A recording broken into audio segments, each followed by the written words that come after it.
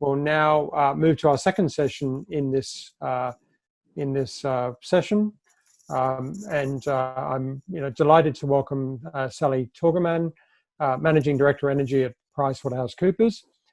Sally's an Australian lawyer and commercial advisor specialising in renewable energy transactions and development projects. She's an industry-focused lawyer and engineer who is dual qualified in the legal and engineering professions. Sally has worked at leading law firms as well as in-house, including at employers such as Origin Energy, EnergyOceania and BlueScope Steel. Prior to joining PwC Australia, she was Global General Counsel of EEW Limited, a renewable energy developer and operator. Sally has widespread transactional experience in major infrastructure projects. Sally also has extensive experience advising on green developments, including due diligence, construction, feasibility, grid and offtake agreements. Sally has worked on projects in Australia, PNG, Philippines, Indonesia, Korea, China, Egypt, Israel, Chile, the European Union and the US.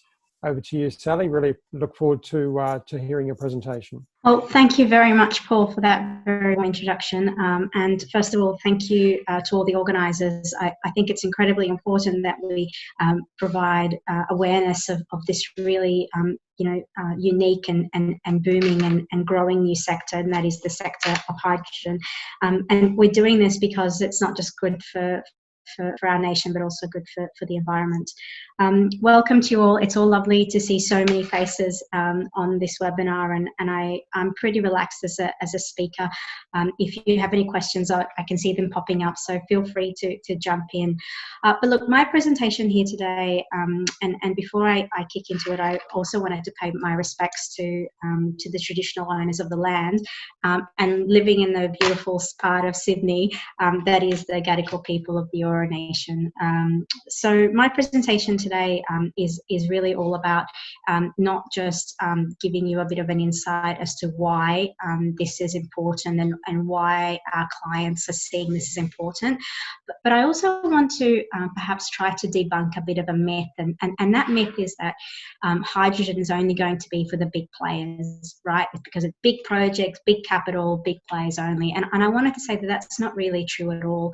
I think we have an opportunity for the entire value chain for hydrogen to involve so many parts of the economy, and there are many aspects of projects that don't require a huge amount of capital, and that anyone can get involved in the hydrogen economy.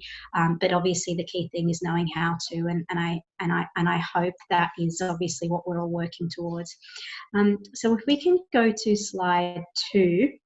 We have been, working through a number of transactions, which unfortunately, because a lot of these deals are current, we can't actually mention them. But what we did do, because we were being asked a lot of questions, is we did put together a paper on what we thought the journey for some of our clients has been, and sort of globally learning from our partners overseas. I do encourage you to have a look at that paper. Whilst it is not a very technical paper, it is a more of a big picture paper that talks about who's going to come in first and what are the possible applications that you can start investigating. So I really encourage you to have a real squeeze through that. If we can go to the next slide, please. I wanted to just declare right at the very front that what we're seeing here is that although there's a little bit of different sources of numbers in terms of how big this is, according to kind of some of the numbers that we've got, is that hydrogen really does have an opportunity of being big. And when I mean big, I mean, potentially by the year 2050 of being able to reaching, something like 530 million tonnes per annum. And that is quite a lot. It is incredibly, given the opportunities that we can see to being able to convert something as simple as, water and electricity and energy into hydrogen, and that once you burn it, all you get left once you use it, all you get left, the only result is water. It's also really important that we can understand that hydrogen is very, it's storable. It can retain its energy far longer than utility scale batteries, and that's something that we should always look at, as that when we're choosing and we're trying to not choosing winners, but when we're looking at different options, is that this is a competitive market, and the energy sector does have lots of options to choose from, of which hopefully hydrogen will be, for the reasons that we'll go through today, is a clear winner. It's transportable, it's easily converted. The interesting ones that I really care about is that it's also blendable, so that you can begin to integrate it in the existing value chain. And it is lighter than battery stacking. So if you're looking at transporting it in sort of a heavy vehicle transport, it makes a bit more sense for trucks, buses and trains, and I'll go into all that. But I guess not to state the obvious, but until last year at least, there's the main applications for hydrogen has been mostly for the production of ammonia, methanol, and just petrol refining. So we're not only having to build a supply, but we're also going to have to build a demand. And I guess that is the challenge that we have here today, is bringing both of those together. Just moving into the next slide. Again, reiterating that this is a wonderful opportunity for Australia. So yes, next slide, please. Thank you. It is a wonderful opportunity for Australia because previously, you can sort of think about this has now become a global race. You're getting competition from sort of the best. You're getting the Middle East, you're getting North Africa, you're getting Europe, you're getting Asia. You're also getting, the Americas saying, what can we do? How can we become the absolute supplier, the global provider for this new commodity? And I guess there are a couple of things that makes hydrogen really interesting. And I guess we all know that we've done, and I was actually part of, spent quite a bit of time doing gas and worked on APLNG for a long time, and to be part of that journey of having being a country that really didn't have much presence or participation in gas to dominating gas, I think that's been a great story for us. But I think similarly, hydrogen brings some really unique elements.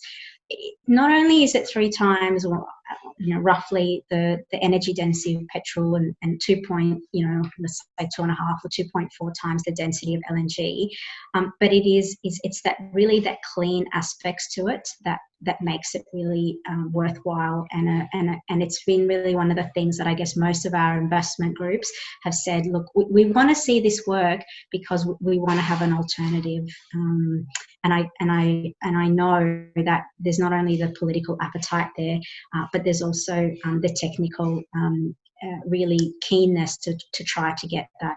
And Australia really has a lot to offer. We have some of the highest irradiation. If you can compare us to the world, easily 2 to 3 times the solar radiation. We have plenty of sites with wind. Our capacity factors of wind are good and strong. And now you probably all know that we're also looking at offshore opportunities for wind. So, that there's plenty of renewable electricity that we can use to help fuel this new economy. And obviously our land, there's no shortage of. One of the interesting things that Dr. Finkel and I, we borrowed this from him, has been in him being able to explain that you can come up with almost 990 terawatt of hours of energy through these sort of 30 megatons of hydrogen, but at the same time you're only really using a quarter of a cattle station. Now, it's fair to say that is the world's largest cattle station, so it's not just any cattle station, but it goes to show that we certainly are well positioned geographically for it. I'd also like to acknowledge, if we move to the next slide, please, the amazing work that's been done by government. If you have a look in terms, not just from a federal level, because that's been fantastic, but also by the states. New South Wales really thinking really hard about that $100 million tech fund that they're putting together for clean tech. You've got Queensland commitments, South Australian commitment, very strong, we heard about that earlier just before, and then equally you've got Victoria having a really deep consideration as to how it's going to intertwine that in its energy strategy, and similarly Tasmania and WA. So I would say that this is just a remarkable effort. I mean, if I was to put this same slide of what we were with wind and solar, let's say 5 or 6 or even 10 years ago, we did not have that same political will, and I think that's just absolutely fantastic. So there's obviously a lot more work that needs to be done, but it shows that, whatever, these sessions are there to, add awareness and promote this industry. It's clearly working, and everybody's on board. So I think it's just time that we get on with it, right? So in terms of getting on with it, what we wanted to do, and I guess, Lou, I'm really looking at you on this slide, that next slide that I have, please, is being sure to sort of say, look, PwC has done quite a bit of analysis to sort of suggest, who's going to go first, which areas, where are the winners, where are the losers in this. And I guess what we've come to see is that the way that the modelling has worked out is that this is going to be something that there's going to be growth in all those areas bit by bit. But having said that, we wanted to just highlight a couple of case studies where we believed that they would be really worthwhile having a deep think about considering them. And I'm going to tell you why in just a minute. So first of all, I think that the blended hydrogen gas, I think I don't really need to talk about that, because I think that's just stating the obvious. We all know that if you can blend something in an existing infrastructure base, particularly given that it's higher efficiency, you are able to create an immediate market for that product. So, that is almost a done deal. I think that the next angle is to what extent do you then look at it from transport? And I guess for us here, we wanted to really highlight that if you're in a position in terms of considering either an investment or putting together a business case for a new transport, Clara line is being in consideration, some high-speed trains that are being put aside. There's also thoughts about the electrification of trains and transport outside of capital cities.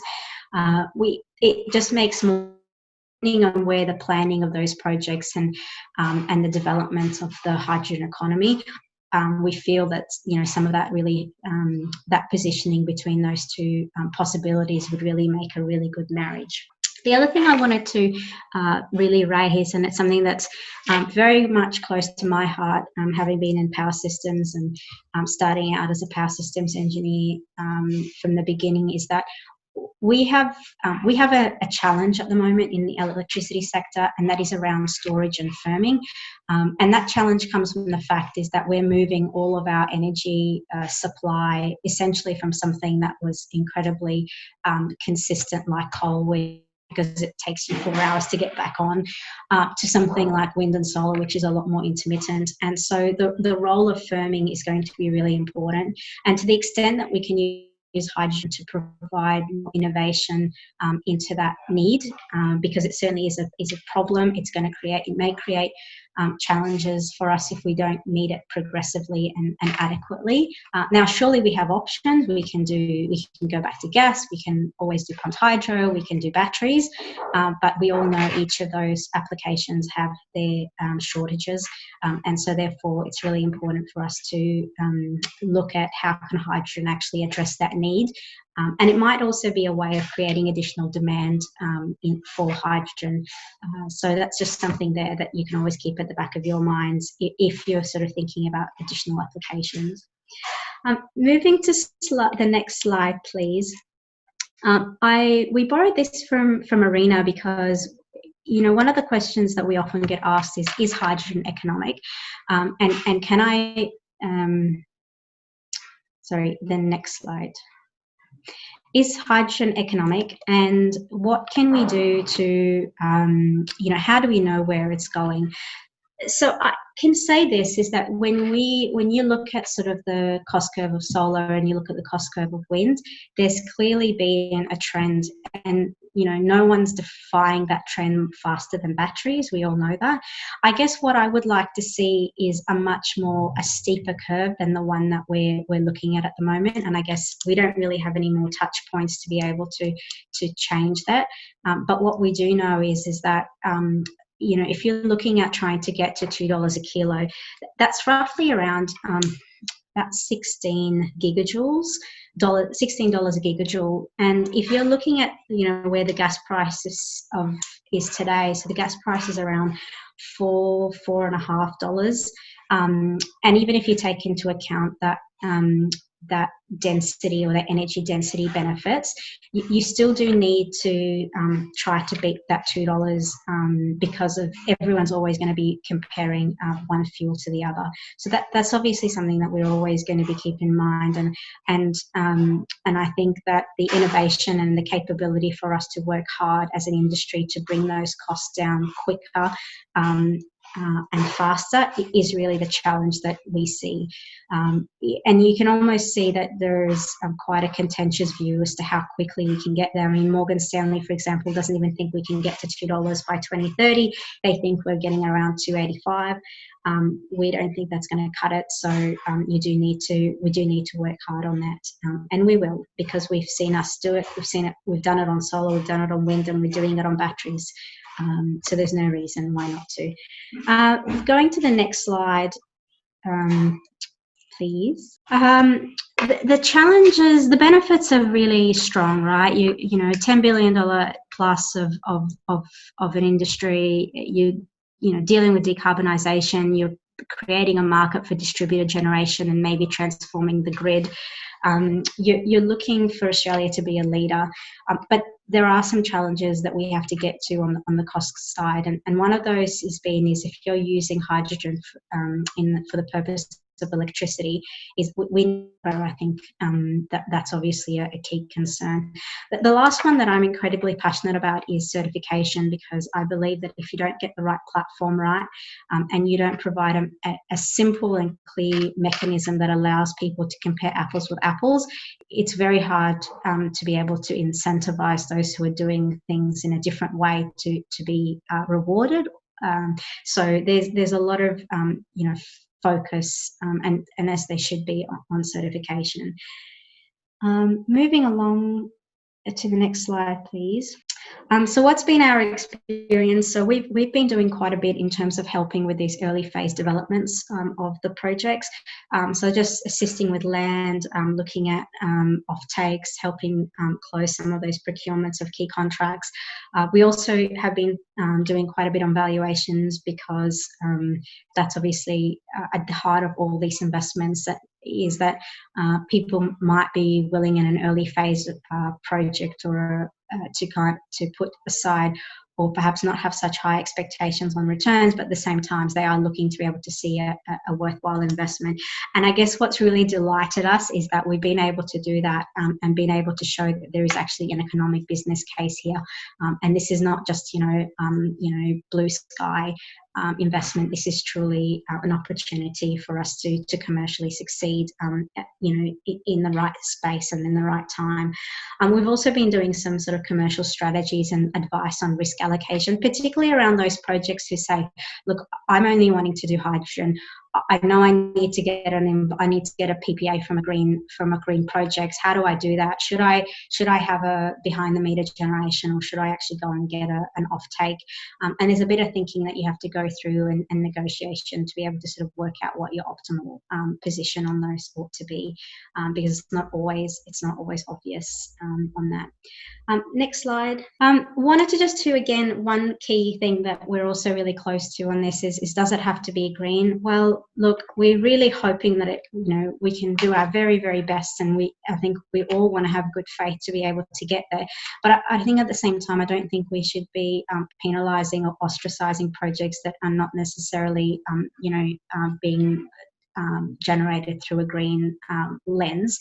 And the way that you would be able to deal with that is, again, in the certification process, and allowing the buyers to choose, because at the end of the day, what you want to do is create a market that allows everyone to be able to deal with their product, and as long as the buyer is aware in what way and what capacity that product was generated, then it should tick the box and keep the market open and fluid. So that's kind of our thought on that. Is the idea is that the market will and will continually to grow its valuation of the green component. But at the moment is that we just need to make sure that all options are on the table and that buyers are aware of what they're buying and have the choice. And they will make their choice, and prices will be made based on those choices. Next slide, please. And I guess that's my last slide. Wanted to thank you very much. Again, to recap, is that we believe that this is an enormous opportunity for our country. We believe that there is obviously some time to go in terms of some of these early stages developments, and there's a lot of innovation required. I am particularly thrilled around seeing the engineering capability of our country come together, particularly those who are ex-gas or ex-mining, coming around with all their unique skill set and saying, hey, I've seen something really similar to this and I want to make it work for hydrogen.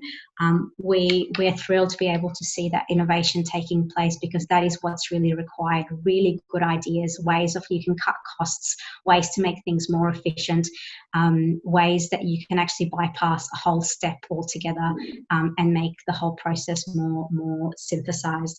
And the last final point then is that we know that it's going to take a little bit of time, but we again are grateful that all governments have shown a lot of support on this, and this is not one of those areas where you do it once and you walk away from it. I think that we just need to all continually be supporting it until we see this little hydrogen baby grow to obviously a full standing hydrogen economy in itself. So on that note, thank you very much all for your attention, and I didn't see any questions coming through, but do reach out to us and to me through the organisers if there's any question that I can help you with. Thank you, Paul. Thank you very much, Sally, and that was a really another great presentation. So I enjoyed that.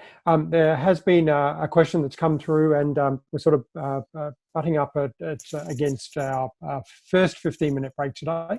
But there is a question here for you, Sally, around if you've got any optics on the cost factors using ammonia as a hydrogen carrier.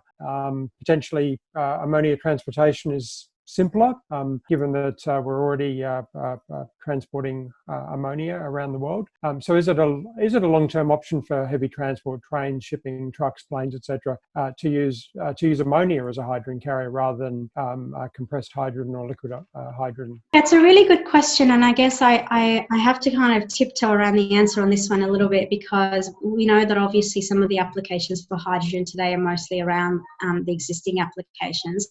I can't see why not, but I guess what I personally believe in is this is a question of energy density. I think that the more the idea is that for trucking is that they want to be carrying the lightest, more energy prone compound on the truck to make them last the longest.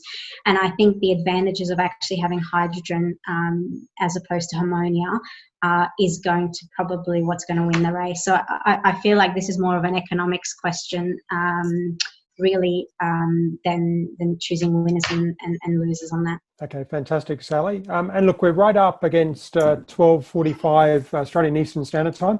I promised that we would have a 15-minute break, so I'm going to stick to that. I think it's good for everyone to stretch their legs, perhaps grab something to eat and drink, and refresh themselves, and look forward to seeing you back in 15 minutes. Keep your connection open, but we'll start right on 1 p.m. Australian Eastern Standard Time for our third session today, Renewable Hydrogen.